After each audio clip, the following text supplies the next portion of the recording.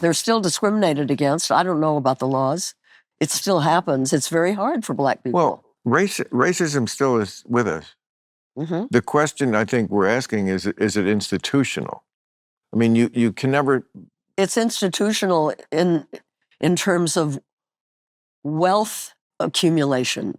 It's very hard for people of color to accumulate wealth the way we can. Definitely the biggest factor when you look at discrepancy is family wealth. It's crazy. Like the average net worth. Mm-hmm. This obviously is a legacy of our despicable history. I mean, for the longest time, Black folks couldn't own anything. Do you consider it very radical? But the question then is, how do you address that? Well, you try to organize in the mortgage banking community. I just spoke to a conference of mortgage bankers. That's one way. Well, we have to change the laws, change the regulations. Well, I must admit, this one is not one that's on my radar. I didn't know that. I certainly was aware that, for different reasons, I thought Black folks sometimes did have a harder time just getting a mortgage, getting a loan. That's just individual racism that people have. These people just have stereotypes.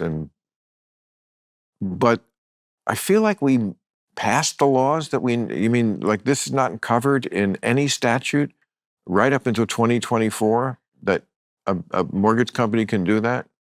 I don't know. I don't think that redlining is legal anymore, but there are other ways that the banking system and the real estate system keeps people of color out of communities, nice homes, the ability to, home ownership is the beginning of wealth accumulation. It's something that everybody should be able to do. Yeah, I mean, it's a difficult problem because there's so much accumulated from centuries of having a monopoly on it, white wealth. And parents tend to give their money when they die to their kids. Yeah. That's why we have so many fucking Nepo babies. Yeah. And people, I mean, this town is just, if you go out at night, no, no, but if you ever went to like a hot spot, first of all, they would lionize you.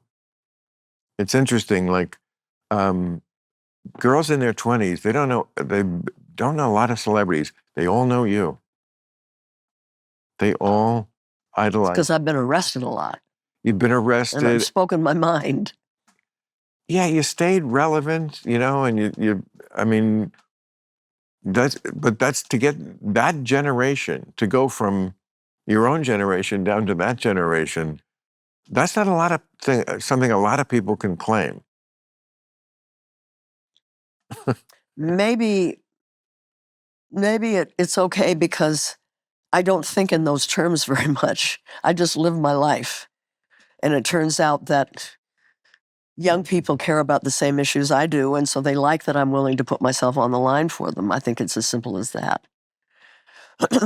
Yeah, because their complaint usually about people our age is, what do you care? You're not going to be here after you wreck the planet. Yeah. So for someone like you to be willing to go to jail, which can't be fun. If you're white and famous, going to jail is nothing. It doesn't mean anything. Right.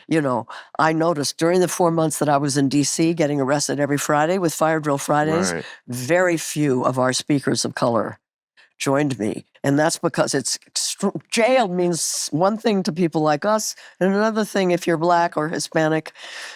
And they said, no, thanks. Right. They spoke at the rallies, but they didn't want to engage in civil disobedience. I mean, it's different like in the South during the amazing, in the 50s and 60s when really brave Black kids sat at lunch counters and got beaten.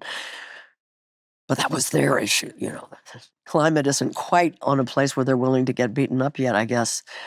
But yeah, my friend, young people really care about climate, though. Young people what?